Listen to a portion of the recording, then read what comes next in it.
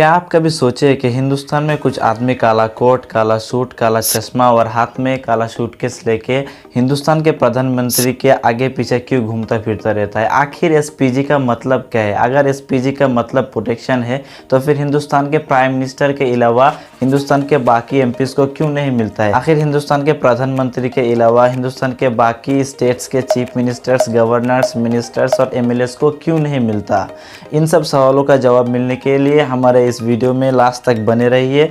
चलिए दोस्तों, वीडियो को शुरू करते हैं। एसपीजी को सिंपली ऐसे डिफाइन किया जा सकता है। एसपीजी एक शॉर्ट नेम है जिसका फुल नेम है स्पेशल प्रोटेक्शन ग्रुप, जिसका मकसद है हिंदुस्तान के प्राइम मिनिस्टर और उनके फैमिली का हिफाजत करना, चाहे वो हिंदुस्तान में हो या हिंदुस्तान के बाहर हो। और इसके लिए स्पेशल प्रोटेक्शन ग्रुप मेंबर्स को चाहे अपनी जान को हथेली पर ही क्यों ना लेना पड़े। वैसा तो एसपीजी की तश्कील बीरबलनाथ कमेटी ने 8 अप्रैल 1985 को ही दे दी थी, लेकिन हिंदुस्तान के गवर्नमेंट ने उसे 1988 में एज एन एक्ट कबूल की। स्पेशल प्रोटेक्शन ग्रुप का 3 अमेंडमेंट हुआ है। First 1991, second 2003, third 2019। वैसा तो सबसे पहले जब स्पेशल प्रोटेक्शन ग्रुप की तश्कील दी गई थी तो हिंदुस्तान के 2 फैमिली को भी हिंदुस्तान के प्रधानमंत्री जैसा प्रिविलेज मिला था कि उनको भी स्पेशल प्रोटेक्शन मिलना चाहिए। उनमें से एक है द्वारका फैमिली और दूसरा है महाराजा दिग्विजय यादव की फैमिली। द्वारका दिल्ली एनसीआर का साउथ वेस्ट दिल्ली जिला का एक सब सिटी है जो कि डिप्लोमेटिक एनक्लेव बोल के गिना जाता है। डिप्लोमेटिक एनक्लेव जमीन का वो हिस्सा है जो दूसरा हिस्सा से घिरा हुआ हो और इधर रहने वाले लोग सांस्कृतिक एवं जातीय तौर पर कम यानी कि एक्सटिंक्ट माना जाता हो। अब सबके दिमाग में सवाल ये जागता होगा कि कोई भी जात या तो कोई भी आदमी लोग अगर एक्सटिंक्ट हो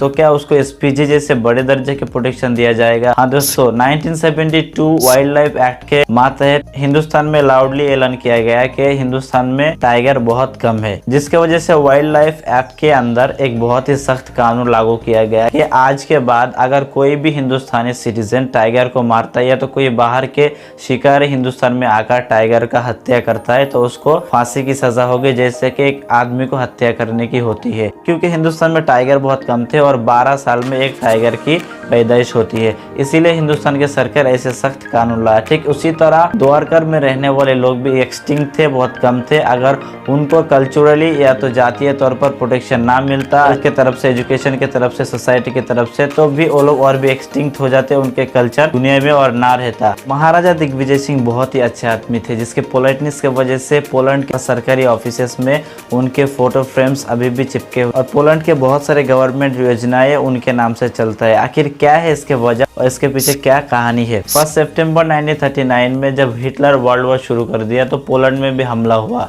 पोलैंड में हमला होने की वजह से पोलैंड के कुछ अक्लमंद लोग वहां के 500 महिलाएं और 400 बच्चों को एक शिप में भरकर नेवी को कहा कि उनको उस देश की तरफ लेके जाओ जहां इनको ठाई या तो शेल्टर मिले।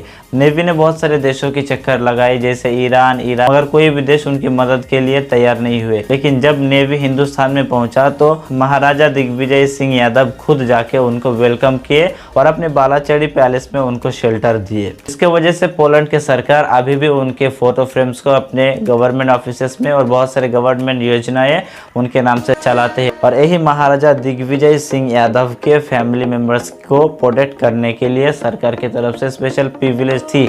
लेकिन जब 1991 और 2003 में अमेंडमेंट आ गया तब इस 2 फैमिली को अमेंडमेंट से हटा दिया गया, क्योंकि उनका जो एक्सटिंक्ट का प्रॉब्लम था इस देश में कम होना वो खत्म हो चुका था, वो लोग ज्यादा होने लगे थे, तो उनको इस अमेंडमेंट में रहने से कोई फायदा नहीं था। पहले हिंदुस्तान के प्रधानमंत्री के साथ उनके फैमिली मेंबर्स में से चाहे उसके दादा दादी, नाना नानी, बड़े अब्बू, छोटे अब्बू, भाई बहन, बेटे बेटी, कोई सबको चाहे उसके साथ रहे या ना रहे सबको प्रोटेक्शन मिल सकता था। लेकिन अभी 2019 के अमेंडमेंट के मातहत प्रधानमंत्री के फैमिली में से सिर्फ उन लोगों को प्रोटेक्शन मिलेगा जो उनके साथ उनके रेसिडेंट में, स्पेशल रेसिडेंस में रहता हो, नहीं तो उसे प्रोटेक्शन नहीं मिल सकता है।